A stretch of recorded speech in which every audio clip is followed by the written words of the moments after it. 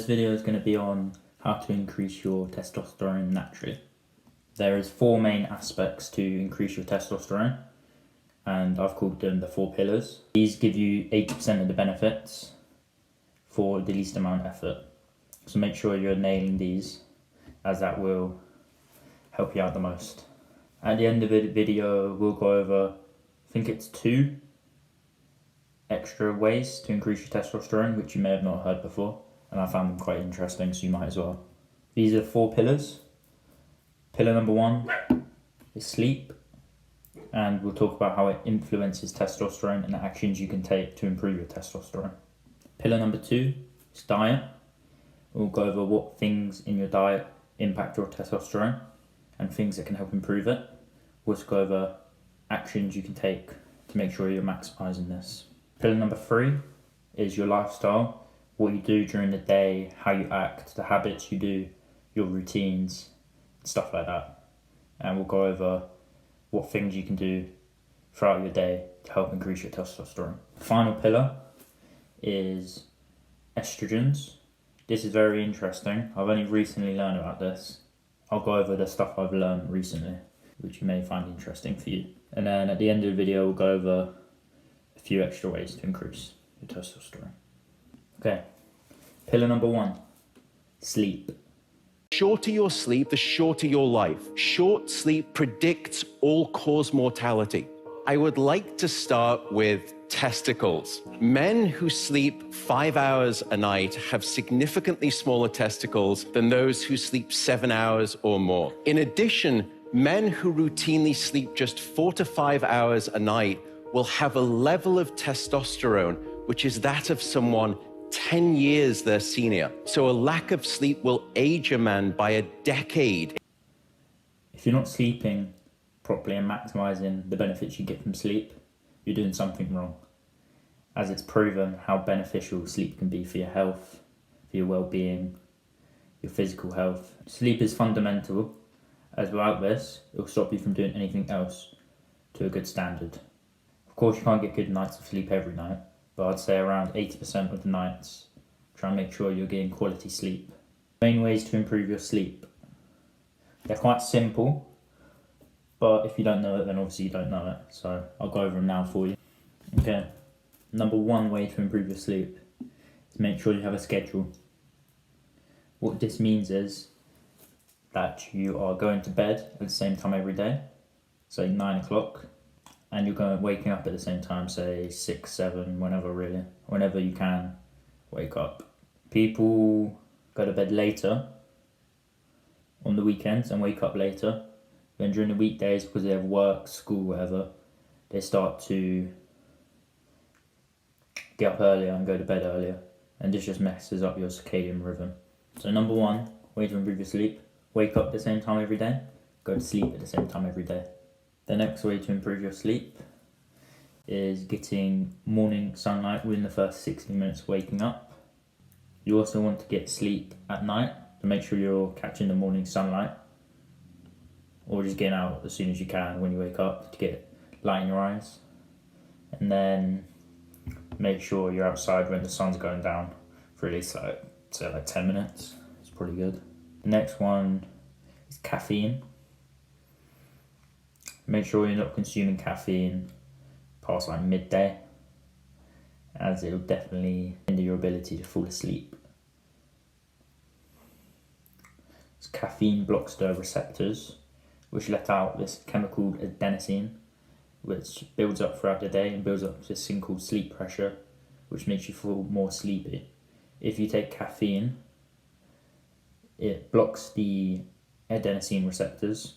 It doesn't let you feel sleepy and it won't let you go to sleep. This is how caffeine works and how it makes you feel more awake.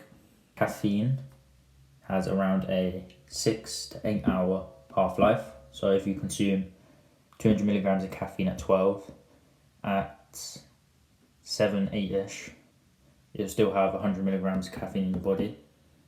And then around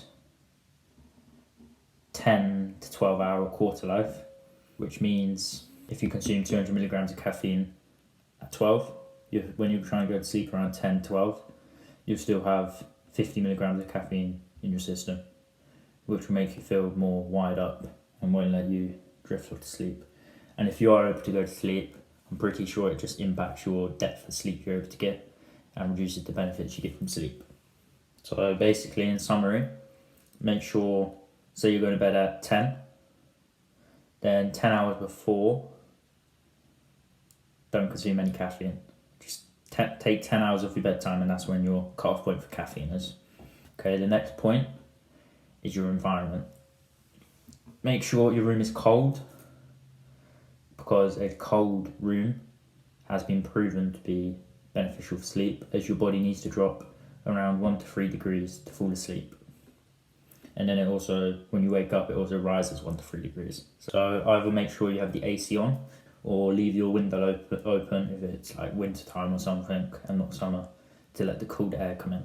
Make sure you're in a dark room, as bright lights, especially overhead bright lights. Make sure you have a wind down period before you go to bed as well. There's an extra point, as you want to be able to relax before you go to bed to help you drift off to sleep easier.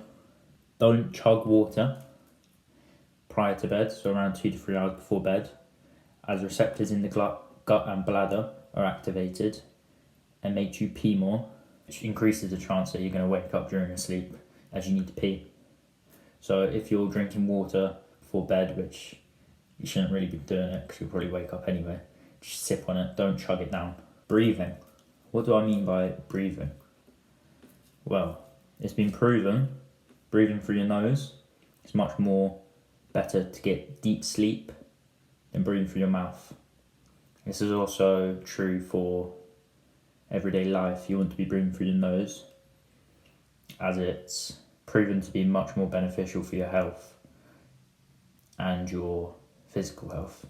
If you are breathing through your mouth, make sure you're taping your mouth shut, just a little bit over your mouth, just so that it breathes through your nose. It is safe, because if you do need to breathe, your mouth will just naturally open, and you should be able to breathe through your nose anyway. The next point is change your beliefs to how you view sleep. If you put sleep as a pedestal, and then you must get good sleep, when it comes to going to sleep, you'll be more worried about getting good sleep. As you're like, look at the time, I'm not going to get enough sleep. This will worry you more and not allow you to rest. So you need to change your beliefs to do with sleep. Of course, getting good sleep's good. It's healthy. But some nights you're just not able to. And if you think about it, if I don't get good sleep, I won't be able to function the next day. You will. It's just if you continually get bad sleep, then it's going to be a problem. If you get a few bad nights of sleep here and there, it's not going to really change much. This also links to the final point, which is obsession. Don't be obsessed with your sleep, tracking it on your Oura rings or whatever things you use to track your sleep. If you find that you're becoming over obsessed and really going into detail on what them things say, and it can definitely impact your depth of your sleep. We'll go to pillar number 2 now, which is your diet. So you are what you eat. What you consume will impact how you feel and how you look. Diet is the second point, as it plays a very important role in making testosterone, but actually just as a fuel source throughout your day, which will impact what you do throughout the day, such as working out, getting outside, or if you're eating rubbish food all day, then you're likely to feel a bit more lethargic and not be able to do as much stuff throughout the day. Okay, the first point, I'm not going to go in that much detail because it's obvious. Water, make sure you're consuming a lot of liquid throughout the day, as it's just really good for your health. Make sure you're actually getting fats in your diet and not just removing them. These fats are very important for hormone production and just your brain health.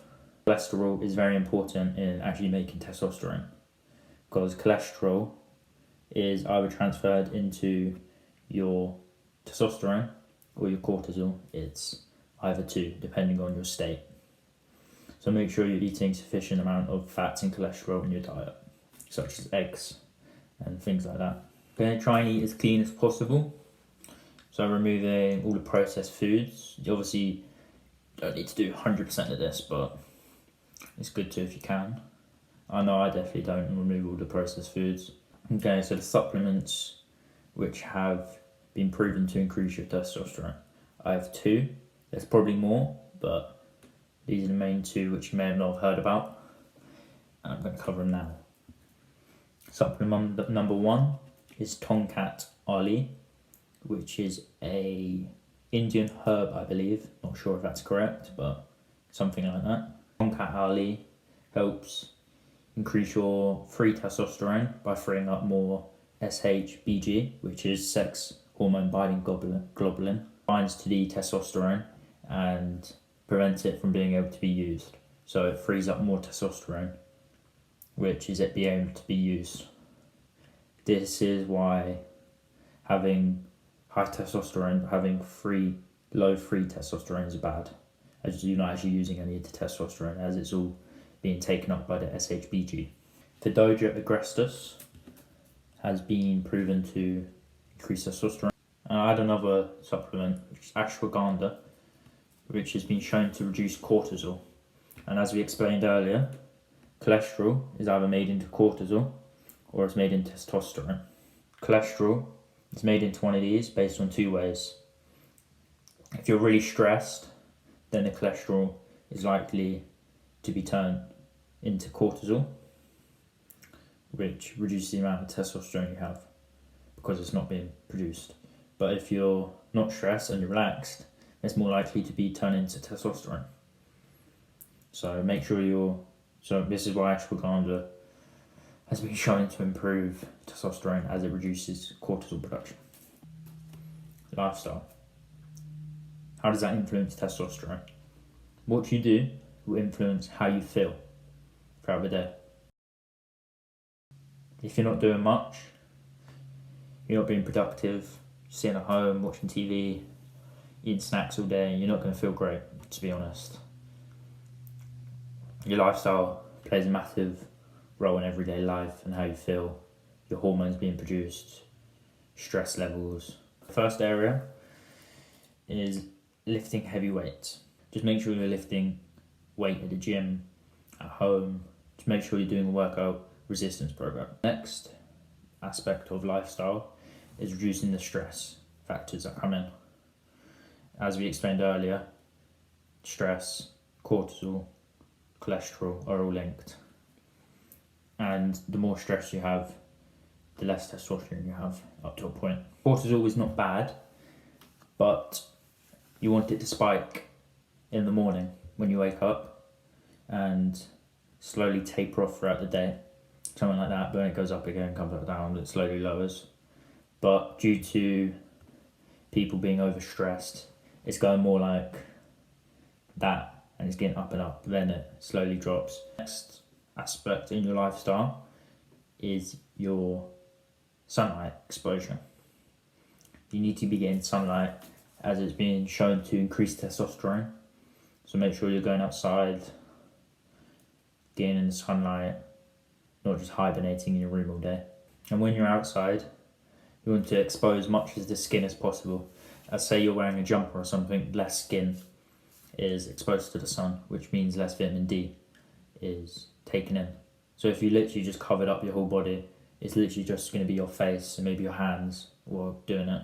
Whereas if you wear a shirt like this, then more of your body is exposed to the sun. It will help increase vitamin D coming in. And number 4 is estrogens. So what are estrogens?